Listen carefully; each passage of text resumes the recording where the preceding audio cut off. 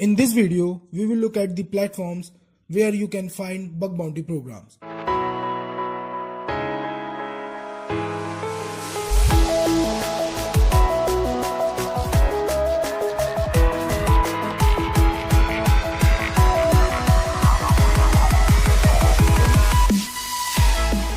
One of the popular platform is HackerOne, or in short H1. As you can see, this is the website where anyone can create an account and start with bug bounty programs.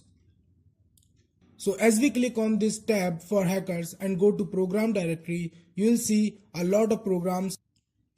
As you can see here, there are also big companies programs.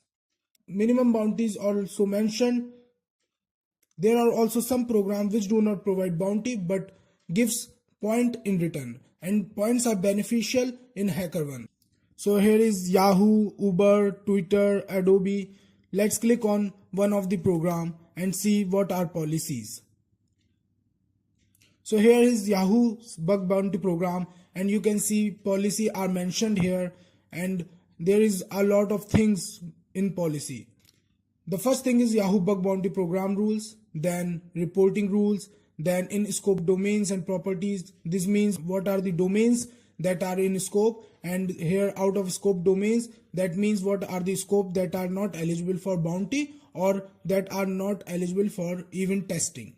You can also see findings not eligible for bounty. This means these mentioned bugs are not eligible for bounty. If you report them, they will not give you bounty.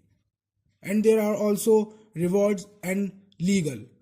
The thing is, you have to read this policy before starting your quest for bugs. You should read this policy for every bug bounty program that you are going to participate in. The another famous platform is BugCrowd. You can explore it by yourself, and you can also create an account on this. And you can also use Google search to find some isolated bug bounty programs too. So this was a very short intro about bug bounty platforms. Thank you and have a nice day.